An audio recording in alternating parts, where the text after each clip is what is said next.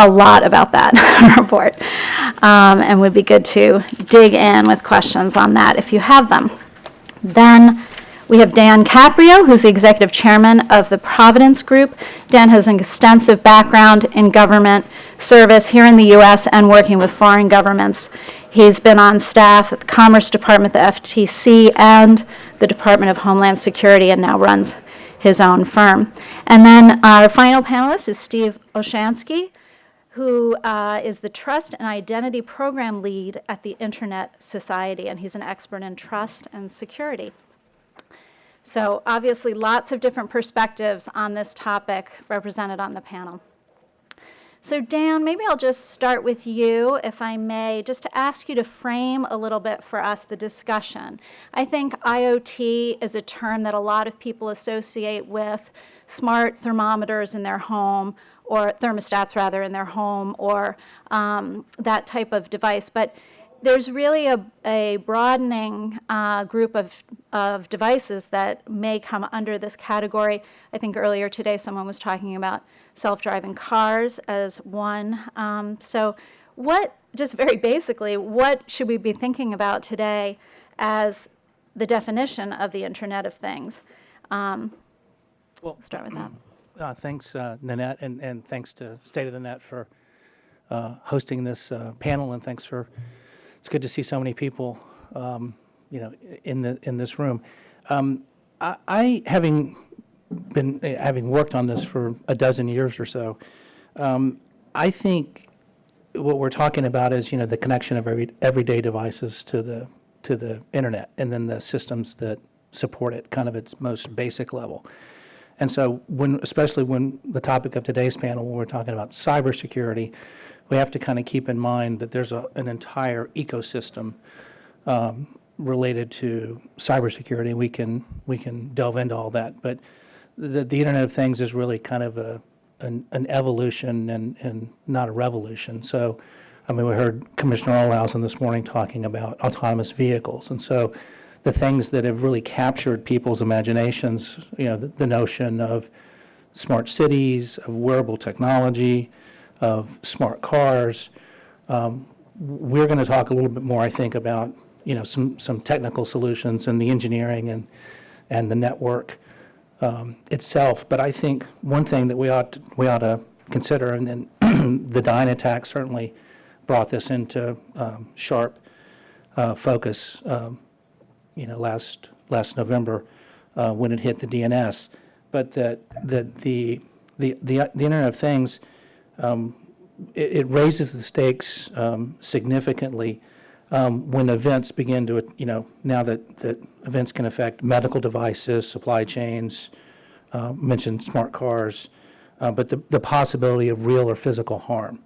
So I think that this reality, which is now upon us, represents a shift in the potential physical effects of incidents. And in the past, that were generally just isolated to industrial control system environments or the network itself. So it's a big topic for the first day of a new administration, and I'm sure we'll get into all that as well. But it's kind of the future of the internet itself, and we need to guard it and protect it very carefully. Right, and maybe we should give a little bit of an explanation of what the Dyne attack was so that people in the room understand. I mean, maybe you're all very familiar with it, but I know, Jason, do you want to take that just to explain a little bit about what happened and what we might be learning from it?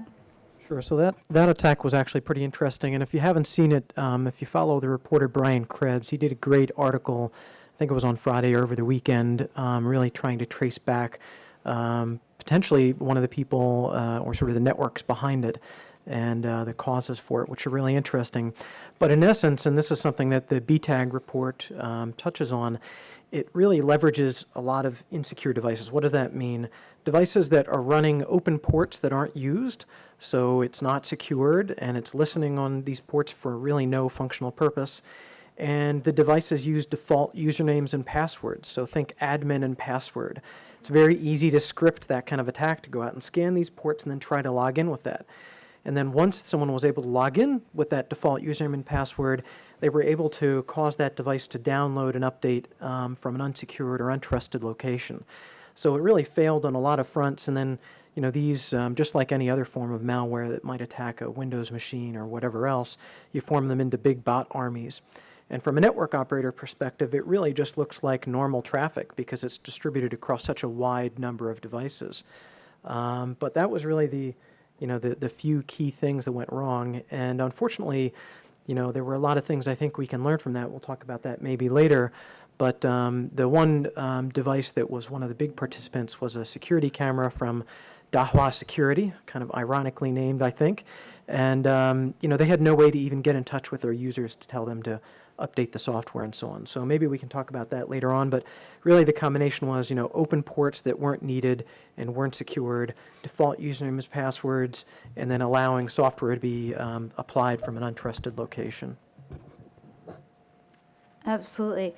Nick, I don't know if you want to add something to that. You've done a lot of research in your own lab looking at devices and, what vulnerabilities might be. I'm sure you would have some interesting insights into those connections. Yes, thanks, Nanette. I think I'll take this opportunity to talk a little bit about what motivated the BTAG report, as well as some of our observations that we made in the lab at Princeton. So we built, over the past 2 years, Smart Home Lab, and the goal of that is really sort of twofold. One is to examine the status quo, both with respect to security and privacy, and the other is to look at sort of design both the ideal and evaluate what an ideal design technically might look like for the future.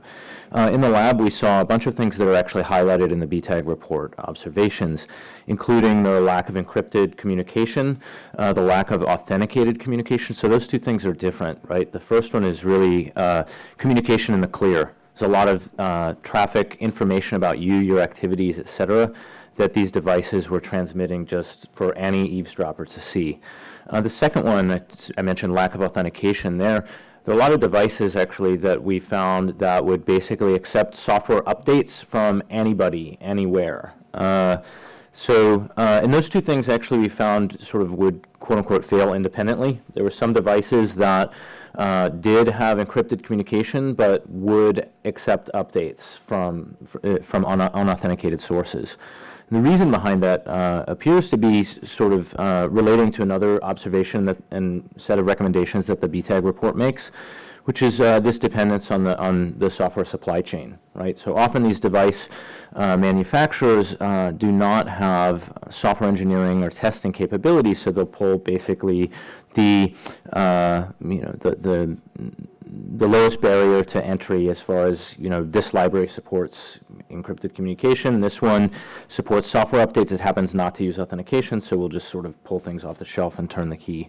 So those are some of the observations that we've been making in the lab, and I'd be happy to sort of talk further about that as the panel continues. Sure.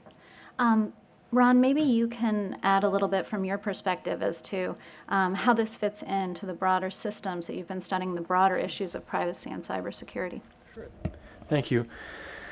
This is a really interesting time because what we're witnessing, all of us, is this massive convergence of cyber and physical systems.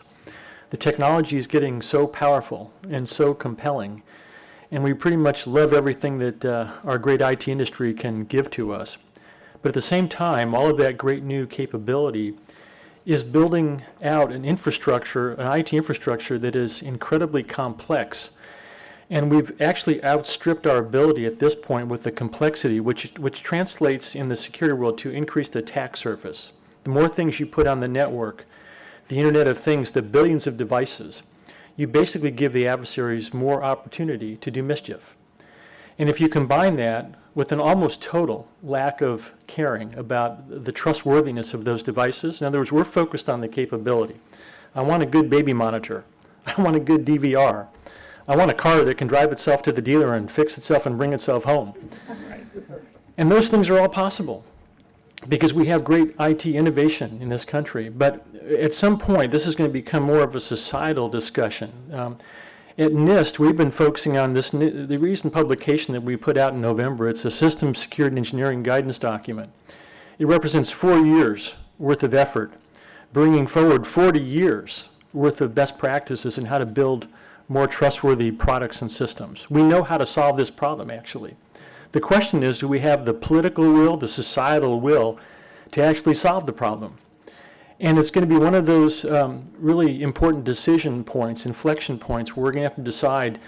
It's like on your smartphone. You can download hundreds, maybe thousands of applications on your smartphone.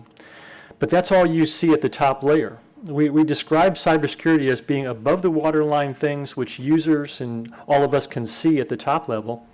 And then there's everything below the waterline. Just like sharks and glaciers, everything bad with sharks and glaciers happens below the waterline. That's where the hardware, the software, and the firmware is resident.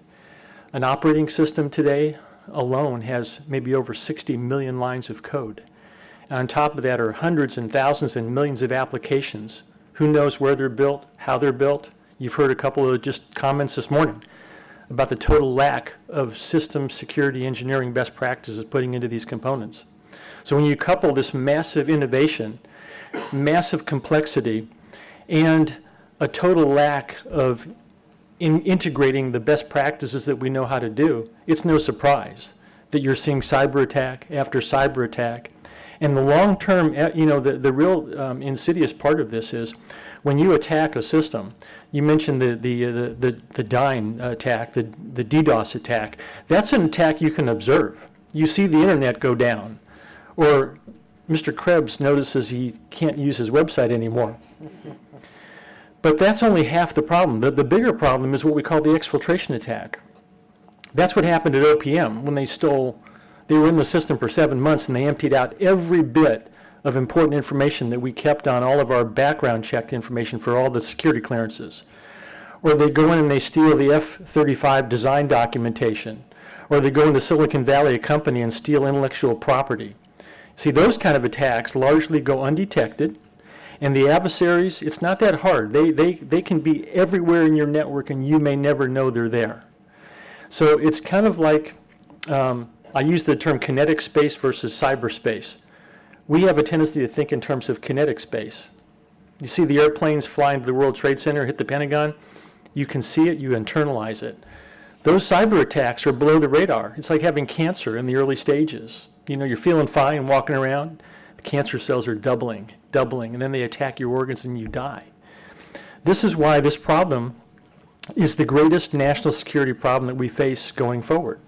Because we are pushing computers to the edge, and that means in everything, from your toaster, to your refrigerator, to power plants, to medical devices, and it's all powered, fueled by software and firmware, and most of it is not trustworthy. So if you want to roll the dice, like Clint Eastwood said, are you feeling lucky today? That's the situation we're in. So the real question is, and all of us have to answer, and it's going to be your generation. I'm going to be off the stage pretty soon, but it's the millennials and all the young people today are going to have to figure out, where's that balance point? Do I want that device that can do everything but has no protection? Or do I want a device that can do most things, but it's more protected? It has more trustworthiness. That's the big question I think we have to look at. Steve, let me bring you in. Can you talk a little bit about the economics of this, right? As a business editor, I think it's really important to fill in that understanding. What is the incentive for companies that are building IoT devices to build in proper security and privacy protections in there? And what are the counter forces that might make that less appealing? Yeah, I think that's the result or the cause of a lot of that's the cause of a lot of what we're seeing is that the risks and the costs are diffused and not clear. There's a lot of vendors who are rushing products to market because of market forces, competitive nature, and they're not necessarily spending the time and the money it takes to build in security from the beginning because it's complicated, it costs money, and it slows things down. And there is such a competitive rush to bring your products to market at this point that it's hard to do security as an afterthought, as a bolt-on. And so the economics are kind of turned around in some way. Plus the fact that once you've sold these products out into the market, there's, in many cases, very little incentive to go back and try to fix them. and try to correct things that you identify later. One thing that I would note is NTIA's software upgrade and patchability multi-stakeholder process. Alan Friedman's in the room here. I think that's a really excellent effort because it's the kind of thing that industry needs to get a hold of on their own instead of waiting for the government to regulate or policymakers, because there's a real opportunity here to get ahead of this and try to ensure that the trustworthiness is there, which has been quite correctly pointed out is lacking in many cases. The security and privacy impacts as well. It's hard in many cases to put economic value to those. In some cases it's obvious, in many cases it's not. In many cases it's not clear to the impacted user that their privacy or security has been breached. In many cases the harms can flow both ways, both internal and external. The user of the device may not even know that their security camera has been compromised and is now part of a botnet. And it's very hard to tell in many cases. So it's a very complex environment. It's not easy. If it was easy, we would have fixed it by now. But I would point out that there are good efforts underway in this. I think this NTIA process is one of them. So we've talked about the problem, I think, a little bit. Let's talk a little bit about what solutions might look like. And I'd like to start, because I think a lot of people here are very interested in policy, with a little bit of an understanding of, up to this point, has the FTC and Commerce Department shown a high level of interest in setting standards on privacy and security in the IoT and enforcing those? And this is something, whoever on the panel wants to answer can, but if you want to start, Dan, that'd be great. Thanks. Yeah, I've been thinking about this a lot over the weekend. The notion of protecting privacy and security and enabling innovation, and I think it's. I think what we're facing in DC, is change like we haven't seen in our lifetime, and that has an effect on technology policy, has an effect on the Internet of Things. And Senator Schatz, before our panel, mentioned the notion of doing no harm, and he said that the old statutory infrastructure weighs down innovation, and we still need rules of the road. So we do need some rules of the road for privacy and cyber. But I think with the focus of the new Trump administration, there's not going to be anything incremental about what the Trump administration does. They're going to be solely focused on economic growth and the big agenda for creating jobs. And so I think the argument or the way to think about this is in terms of leadership. And privacy and security, I think, have over the years, but the Dyn attack and the possibility of physical harm have come to maturity. And in some ways, it's really on industry and CEOs to kind of step up and lead. But I do see a shift, where this has been pretty well shared, at least initially, by the executive branch and the legislative branch. I think there's going to be more of a shift, more of a focus on this in the legislative branch. And of course, the FTC is going to continue to be consistent and continue with the excellent work that the FTC's done for years and years and years. Commissioner Olhausen mentioned the FTC IoT report from 2 years ago. And that's still applicable today. But I think we're going to see some big changes in the focus, and we need to tie privacy and security into how does it really roll up to innovation and economic growth. Please go ahead. Yeah, so, just to add to that, I think we're in a phase of the development of the market that it seems most appropriate for the industry to try to take some action and to organize itself. It's a very dynamic marketplace. Even the roles that people are playing or organizations are playing are unclear. I think one of the challenges has been that many of the companies making some of the less secure devices are really at root hardware companies. They think probably first and foremost about the industrial design and what chips go in. The very last thing they think about is the software and the security, when in fact that's sort of the cornerstone of the device in a way. And so I think that there's an opportunity. This was one of the recommendations of the BTAG for industry groups to focus on sort of logo programs of some sort, certification programs. This might be something like the OCF, which is the Open Connectivity Foundation, or the CTA. There's a whole range that are sort of starting to work on this, but I think they'll have to start to focus a little bit more intently on it this year. Certainly, if attacks continue to happen, I think you'll see a lot more pressure in DC for industry to take action here.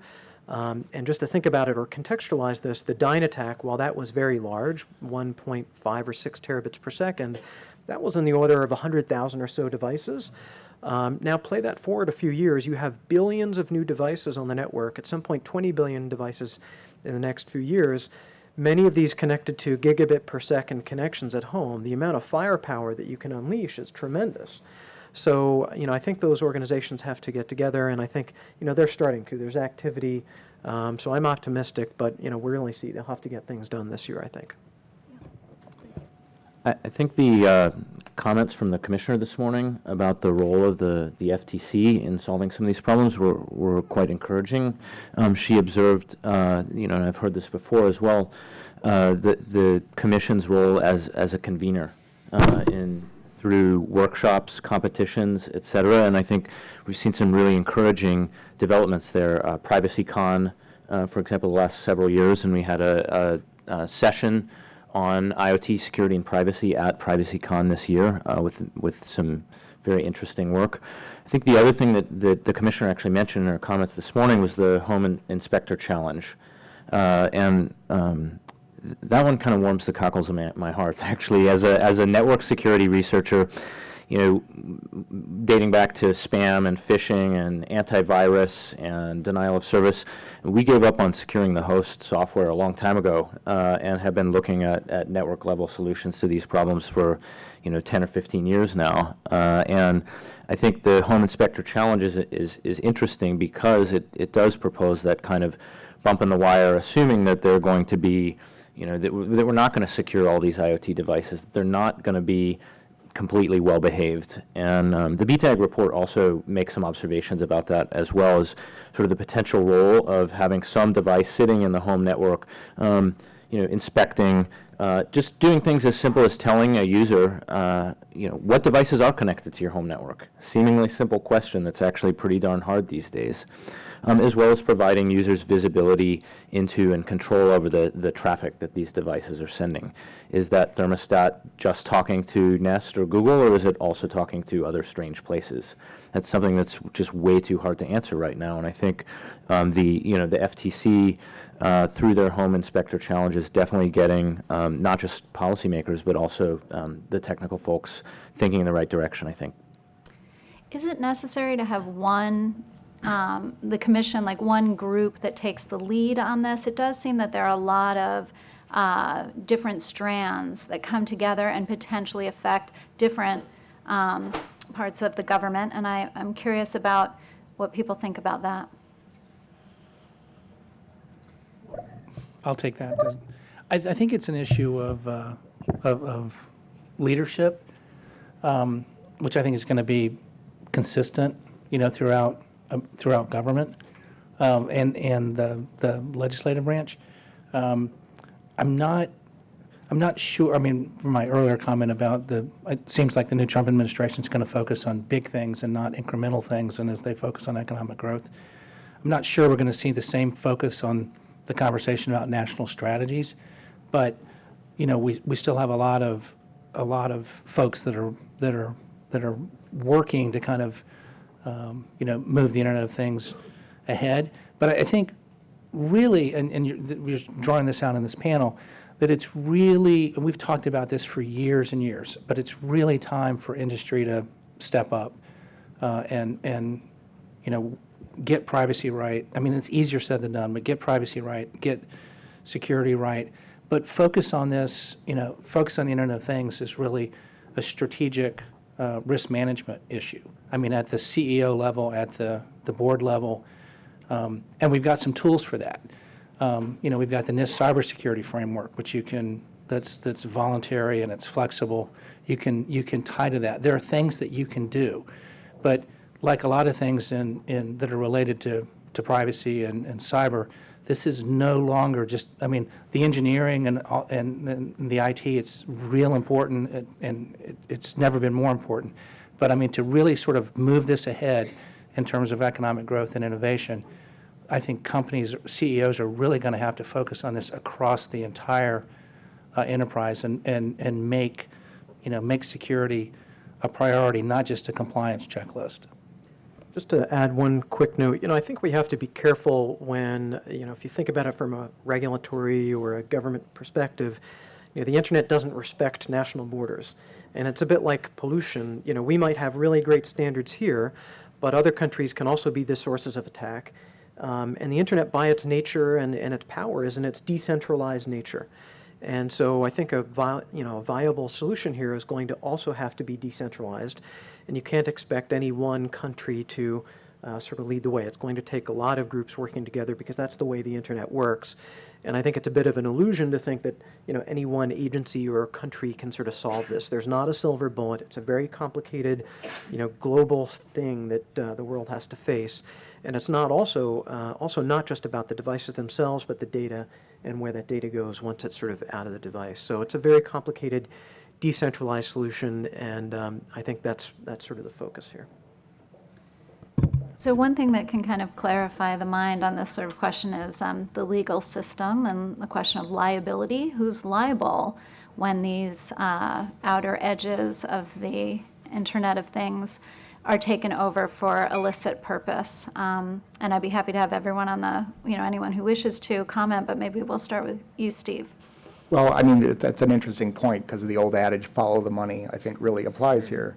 I mean, until there starts being real liability issues arising from industry for having, or real impacts and repercussions from selling insecure and devices that do not respect privacy, it's going to be hard. And to Jason's point about this being an international and decentralized issue, I think the multi-stakeholder approach really is at play here because you can't legislate for the world. Jurisdiction and enforcement are hard. You can't just make a law in the U.S. and expect that the whole world is going to snap to attention and abide by it.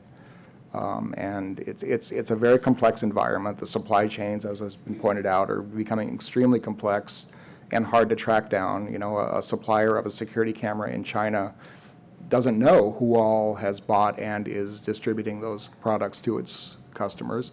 And people need to take into account that this is not an easy issue. It's becoming more complex by the minute, and there are no quick and easy solutions. But to the extent that the public and private sectors can partner in this and really come together, because as has been correctly pointed out, in my opinion, and I think others as well, that the industry really needs to step up.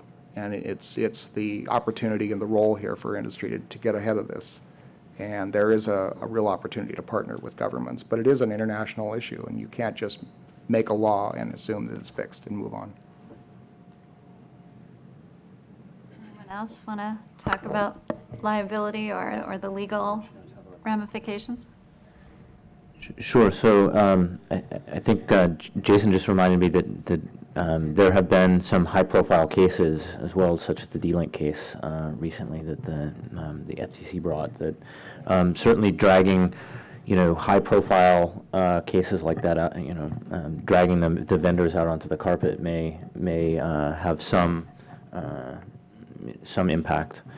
Another thing I wanted to mention as well is, and I think this came up not explicitly in the BTAG report, but certainly as we presented it on the Hill and elsewhere, was that there are other choke points in industry, such as distribution points, retailers, et cetera. So Jason made the comment earlier about certification and, where might that be implemented? One possibility is through distribution channels and retailers, and I think it remains to be seen whether consumers actually would pay attention to that or care about it and how to raise awareness. So it's probably not as simple as just slapping a label on the box and being done with it, or slapping a label on the Amazon page and being done with it. But I think it behooves us to think about, from manufacturing to market, where are those choke points and where might some of these incentives be, best implemented? I'm kind of struck by when you talk about cybersecurity and the desperation of the comments, it's almost we throw our hands up like, this problem is too hard. It's his fault. It's her fault. His industry. It's government. The reality is, we've solved problems like this before. All of you drive cars. My first car barely had a seatbelt, and it had an 8-track back in those days. Those of you who don't remember what that is, but there was an evolution. There's regulation on one hand, and then there's the free market on the other. And we've managed to figure out, in that instance, talk about California. I lived in California, and they set the standard for emission control. And what California did ended up spreading throughout the country.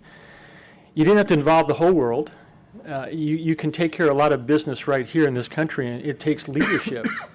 And the question is, when you have regulation on one hand, or you have free market on the other, where's the balance point in between? We know that regulation can stifle innovation, and we don't want to do that completely because we pride ourselves on innovation. It's, all the great things that are produced by the great companies. On the other hand, the free market sometimes doesn't produce the kind of trustworthy things that we need to protect ourselves, and unless we as consumers actually make the argument why I'm not going to buy that product because it's not trustworthy, unless we start to weigh in on those things. But this is where cyber and kinetic space separate. Because if we were seeing automobiles crash on the Beltway, every other car was the brakes were failing, or if every other airplane that took off ended up in the ditch somewhere with people dying, we wouldn't be having that discussion. We wouldn't be throwing our hands up and in this desperation. But when it comes to cyber and the internet, man, we can't seem to get our arms around it. There is a way to solve the problem. NIST is producing a lot of engineering-related guidance, great standards, security controls, frameworks. They all work in a complementary fashion. But we are not a regulatory body. All we can do is produce the best vehicles, tools, techniques, and standards that industry and consumers need to implement in order to be effective. And so I think the bigger discussion is going to have to be, where is that balance point? We have a little bit of regulation in the automobile industry. We've gone from seatbelts to airbags to steel reinforced doors. Some of those were mandatory by regulation. Others, automobile manufacturers produced in their cars because they wanted to give you a safer product.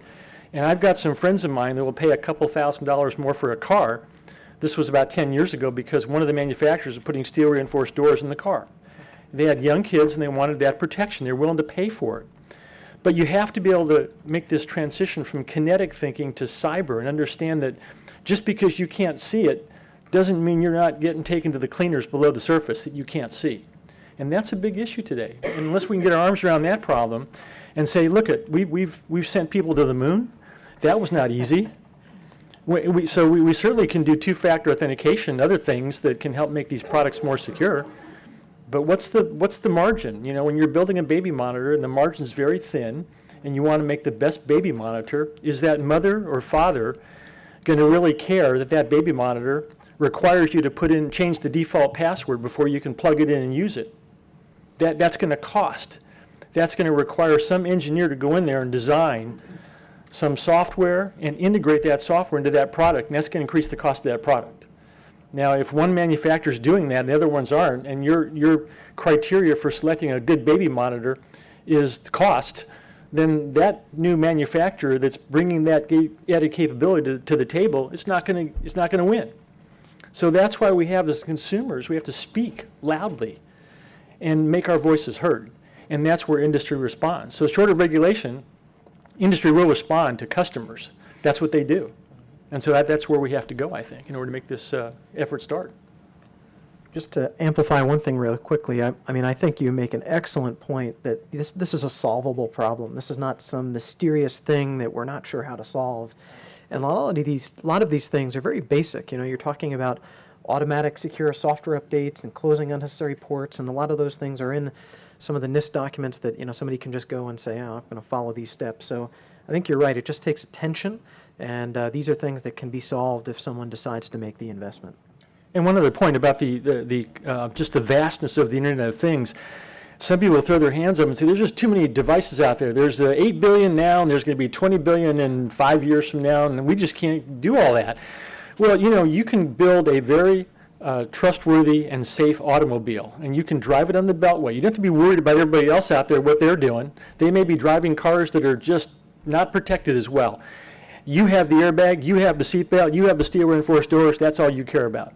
That we kind of have to do that. It's mutual suspicion. You have to treat everything out there as being untrustworthy and start with protecting yourself first. And then everything you bring into your world, you have to realize there's some level of trustworthiness. When devices communicate, there's going to be some level of trustworthiness in each one of those devices. And we need to have the transparency from the manufacturers to know exactly what that level of trustworthiness is, so we can make decisions on whether I'm going to connect up or not. And I think we can make those reasonable decisions if we get good information. So I just wanted to make a quick plug, having talked about the role of the executive branch, the role of the legislative branch to work at the FTC, just to put a plug back in the original question about liability. There's some interesting, I think the judicial branch is probably going to help sort this out. I think within the executive branch and the legislative branch on the Hill, the issue of liability is going to be very difficult to resolve. But, I think the courts, even though they're, things maybe take longer than we would like or we would hope, but I think some of the liability questions we're going to begin to see cases that will start to resolve some of the liability that's related to substantial and tangible harm. Just to echo a couple of points, I think, again, I think very astute observation that a lot of the problems are solvable. I won't repeat that again, but I think one thing I think there is the importance of lowering the barriers, right? So this is lowering the barrier for developers, right? Someone basically is building a new product. They basically are going to take the software library that's easiest to obtain, easiest to install, is going to get them up and running quickly. So I think Jason already mentioned OCF, the Open Connectivity Foundation, and I think some of the activities that they are doing, both through standardization and through the IoTivity open source development platform, I think these are going to be very important for lowering the barrier to actually implementing some of these recommendations, because the BTAG report and others can say all these great things about what should happen, but if they're not easy for people to do or low cost, it's going to be very difficult to make that happen. I think one other point I wanted to sort of come back to, the analogies to transportation and et cetera, I think some of them carry over, but I think there's one sort of point that I think we should be aware of. It comes back to a point Steve made at the beginning, which is that the risks and the harms are actually somewhat diffuse as well in this case, right? So I might buy a security camera with weak authentication or encryption, and if that participates in a denial of service attack, I'm not the victim necessarily. And it's worse than that, right? I may not even notice a degradation to my internet performance. So if you're going to ask the typical consumer, are they going to pay, an extra N cents or N dollars for something that's going to, produce no noticeable improvement in their experience? That may be a trickier sell. On the other hand, privacy is often direct harm to the consumer who's making that choice, right? So now if I talk about, will you pay an extra N cents or N dollars so that I'm protected against data leaks or against attacks against other devices in my own home, which, for example, have happened with light bulbs, mounting denial of service attacks against other devices in the home, then the consumer might actually make a different choice. So I think there are things to think about there as we think about sort of technical solutions to some of these problems. There are some that actually solve both, right? Some of the solutions to the privacy problems the consumer cares about with regards to encryption, authentication, network isolation, et cetera, may also solve some of these security problems which are thornier when it comes to incentives. I think at the end of the day, a lot of this distills down to both opportunities and obligations. Opportunities in the sense of making it a competitive advantage. My baby monitor protects your privacy, and here's why it's worth $3 more. I think, if enough education and movement behind this starts forming, then I think that can be a real competitive advantage. The obligation part of that equation is that the manufacturers and the vendors of these devices have obligations to be good netizens, to make sure that you're not selling a baby monitor that can be easily compromised and be part of a botnet. because it's just part of being a good corporate citizen, a good internet citizen. This is what you do, and that too is a competitive advantage. You know, we have really instilled, we've taken the 20 extra cents in our product to do this. To the earlier point, a lot of these devices are very constrained. They have very little capability to do a lot of the things that we care about, encryption, authentication, et cetera. And if you're making a $2 light bulb, there's not a lot of margin in there to be able to spend a little bit more and put the security in there. But that's where I think being a competitive advantage really factors in. I'm going to ask one more question and then see if there are questions in the room. But an attack like the attack against Dyn results in inconvenience. Twitter went down, Netflix went down, our website went down for a period of time. But it's not the end of the world. There are connected devices in hospitals as we talk about cars becoming more connected. What are the odds that what ends up bringing awareness to this is a true disaster, something that involves somebody dying?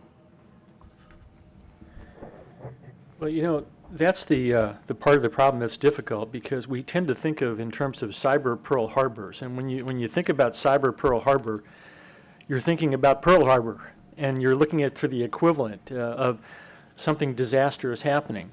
The reality is that the cyber attacks have been going on so long, the adversaries are so sophisticated, and the vast majority are the types of attacks that you may never see that are ongoing with this exfiltration of information. That's kind of the slow bleed. You know, you can take a company, cutting-edge firm in Silicon Valley. We do a lot of research and development in this country, and if that research and development is compromised by the IP being stolen, that's going to have a long-term degradation on the national economy and our ability to compete around the world and have cutting-edge technologies. So there is the fear that, for example, in power plants, how many power plants have been already compromised by pre-positioned malicious code where adversaries can flip the switch whenever they want to and bring down a power plant in Chicago that could take the city offline for 4 months. And all of you know in DC, when we've been lucky this year, but you know, when we have a blizzard or we lose power for a couple of days, we get a little cranky. Hurricane Katrina, power goes out for a month or two. You see the society starts to break down. Even in Hurricane Sandy up in New Jersey, when they lost power after 3 or 4 days, the lines at the gas stations start to form. People start to have fist fights at gas stations. You see, we are very fragile in this society. When you build a society that's based on high tech, that's kind of, you live by high tech and you can die by high tech. We're very fragile. And when this technology is not dependable, those kind of things can happen in a nanosecond. And that's why I think we have to be proactive in this whole space and not wait for that power plant to be compromised or that medical device to fail, because they will at some point. It's just a question of when. The exfiltration is happening now. And you know, you'll find out when your competitor launches that new product that you thought you had a market on, and they can bring it to market before you do. You say, how'd that happen? Well, we probably know how that happened. Nick, please. So one of the comments you just made relates to the fragility of the underlying infrastructure, and I think that's an important thing to sort of draw out a little bit more in talking about risk and resilience. The original question was about, you know, how long before there's something catastrophic, and I think going back to the Dyn attack, right?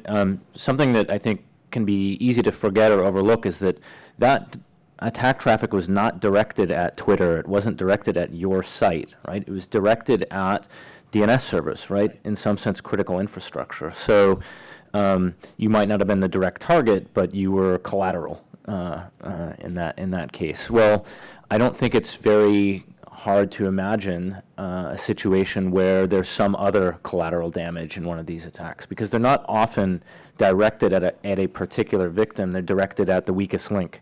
And that weakest link, or that part of the infrastructure that everybody is depending on, may end up taking down more than just the intended target. So I think, to answer your question, we're really not that far away right now. Yeah, and that's why I mentioned it at the beginning.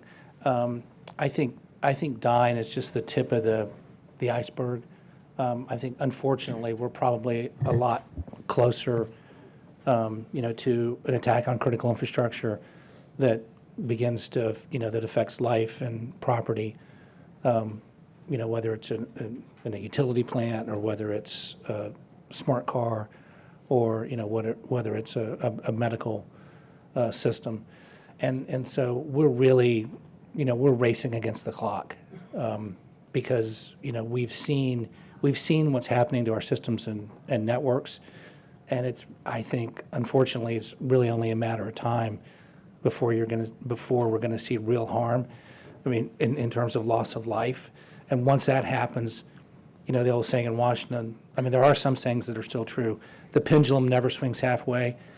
If we get to that point, where you've got life and property and physical harm, the pendulum is going to swing real fast and real quickly toward regulation. Are there questions in the audience? Let's start back there. And oh, great, okay, there's a mic. Yeah, I have one question, and I think one of the panelists mentioned this in terms of bringing devices into your domain, which I think is an overlooked part of this. Is we've got this new, convention now, or whatever you want to call it, of, this matching of physical and digital ownership, and how do we define that? I've got, maybe 50 plus IP devices in my house right now. If I sold my house, a lot of those wouldn't go with me, they would go with the house. And how do I transfer all of that with the associated, deletion of privacy and re-provisioning of all the services and everything? How do I do that in any sort of form that's, reasonable? And I think, that is not discussed in this whole thing. And so the life cycle aspect of digital ownership, to me, is not being captured in some of these conversations. It's almost like a snapshot type thing, but not looking at the overall digital ownership life cycle of this stuff. Yeah, I think that's a great question. The digital privacy or sort of, ownership of data and so on is one of the big, I think, unanswered questions, and it's really complicated. The BTAG, we observed or cited in the observations one report of somebody getting some webcams. They set them up in their house, then they sold them or took them back, returned them to the store. Someone else set them up, and they got alerts then that their videos were ready, and they were seeing the new owner's home. So that's, an example. You cited one of, you move out of your house, you have all these devices installed. What happens to some of that historical data?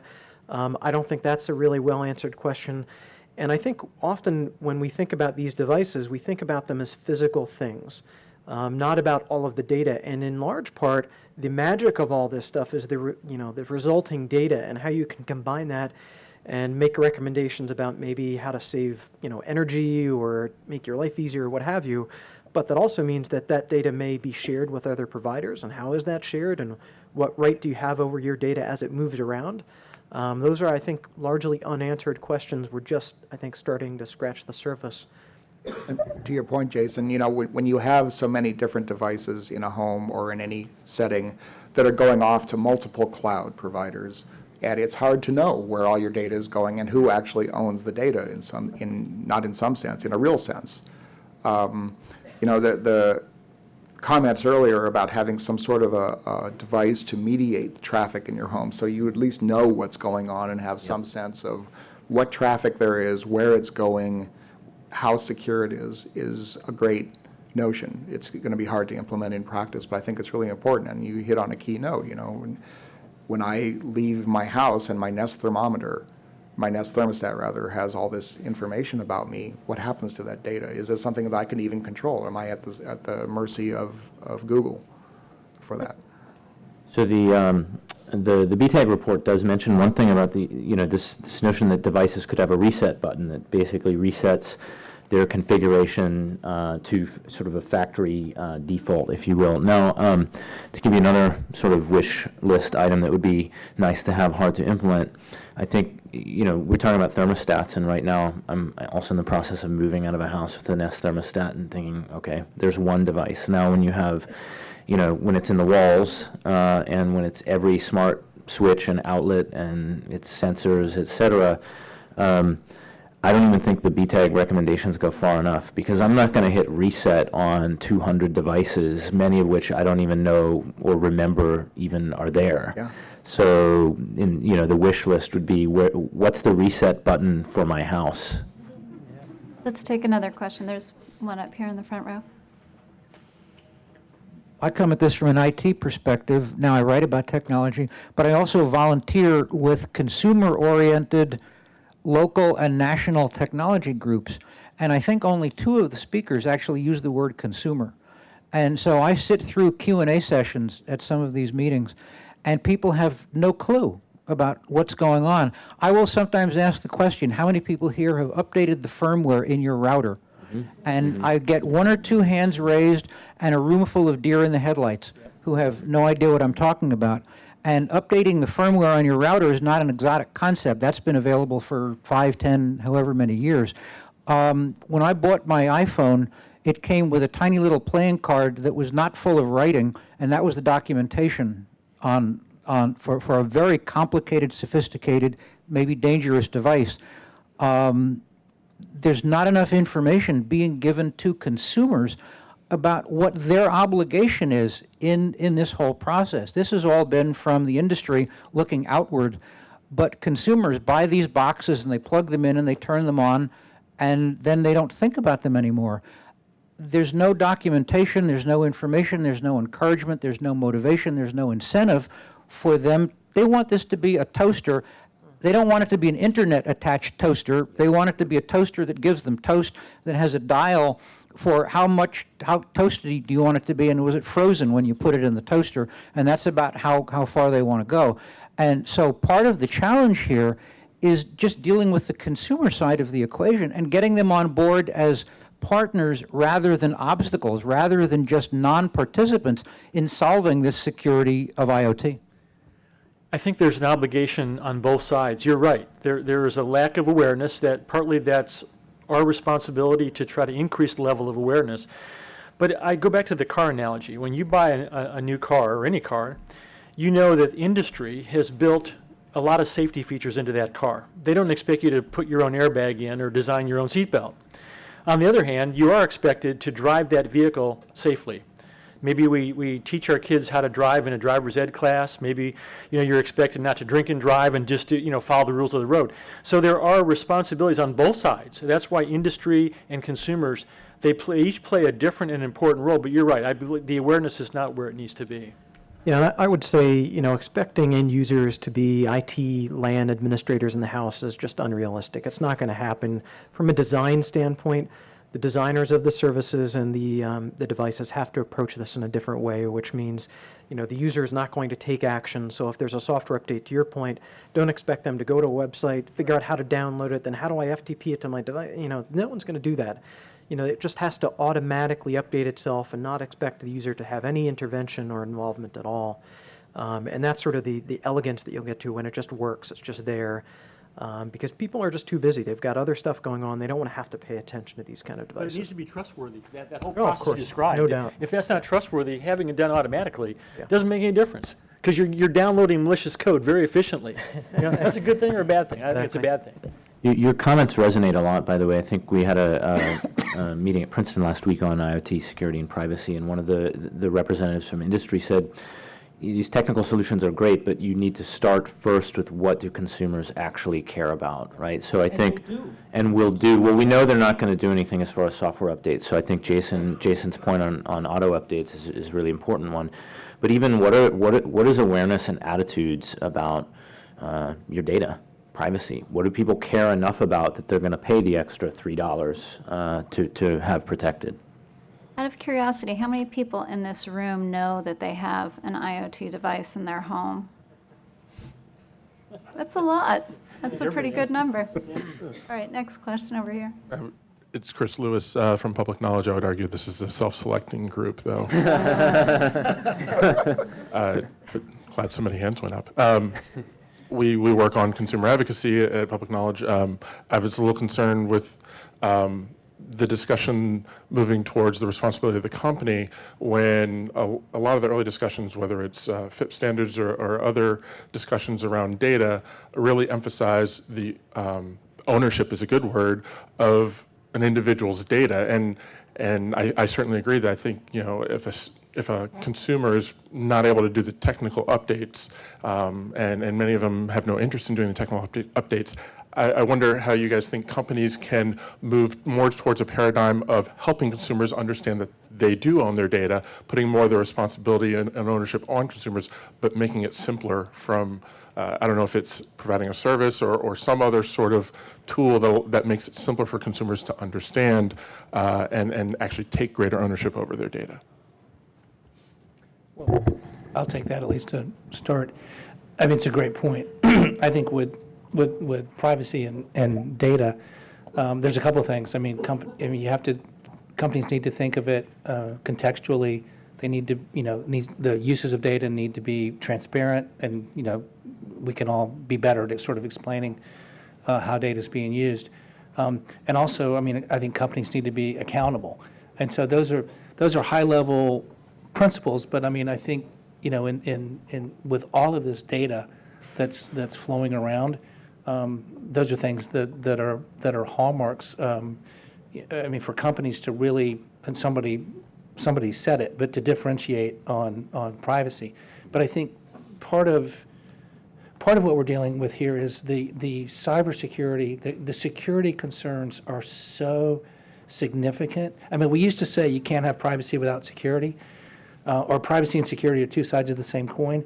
I really do think that you can't have privacy without security. So without I mean, all the good work that Jason and BTAG and Ron, I mean, are doing, if we can't secure this, then we don't have privacy.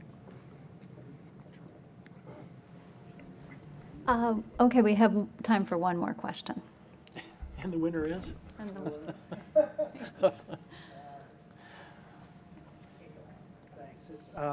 It's Garland McCoy with Technology Education Institute. And first, I was wondering if anybody here had read the recently released DOE Quadrennial Energy Review. Does anybody know? It's not? Okay.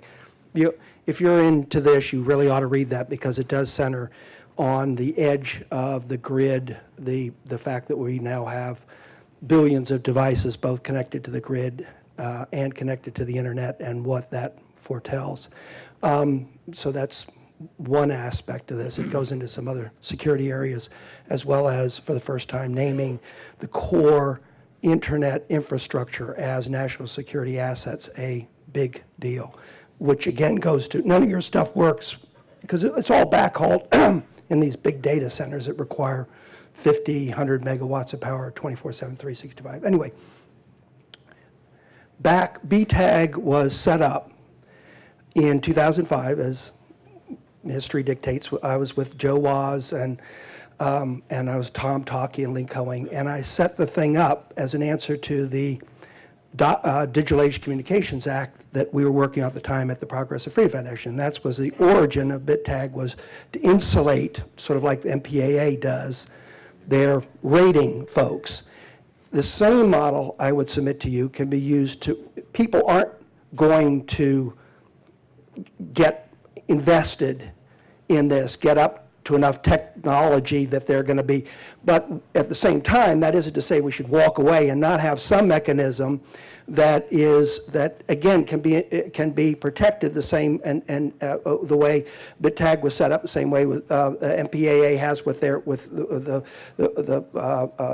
rating system where the studios can't impinge or affect the rating of their products. That will in effect do the patches, that will store the information, that will have sort of in effect control or somewhat ownership over this. Otherwise, the government steps. That's, and again, I would treat all of you guys, because it is a little scary, the recently released DOE Quadrennial, because it does really hit on this. Secondly, it's basically nationalization light. So, I mean, the recommendations. Thanks. All right, we are running up against lunch, which is always a tough spot, but if one or two people want to give a quick answer, and then, we should thank our fantastic panel. Well said. A quick, It's well said. Well, and just to chime in on BTAG, I mean, you're absolutely right, Garland. the work that BTAG is doing and the engineering and sort of Jason, that you guys are working on, it's so critical to policymakers because, for policymakers to be able to understand, policymakers are not engineers. Engineers are not policymakers. But the work that you're doing is so critical because, we've seen it in net neutrality, we saw it in BitTorrent, we've seen it in lots of different things. But, the work is progressing and maturing, and we need more efforts like BTAG. And it's not owned by anybody. The nice thing, again, it's like Equinix Global Peering Center out there. It was set up, Equinix was set up as a neutral, so that it wouldn't be owned by AT&T or Verizon or whatever at the time. It would be a neutral global peering center. I like your comments, and it's definitely food for thought thinking about BTAG as a rating mechanism. I wanted to just come back one quick comment to Chris's comments on data ownership. One of the recommendations that the report makes is that devices should have minimal function even when they're not connected to the back end. To the back-end cloud server without internet connectivity, et cetera. This is something that basically ties security and privacy together. On the one hand, it's sort of the device should function even if these back-end, et cetera, the critical infrastructure is under attack. On the other hand, there's a privacy-related and data ownership twist to that as well, which is that I, as a consumer, when I buy the thermostat or the toaster or whatever, I should be able to choose what data is leaving my home. Thank you all so much for a great conversation. One thing I would add for folks that are interested, the Internet Society released a report on IoT that you may find illuminating. You can get to it at internetsociety.org/IoT. I urge you to check it out. Thank you.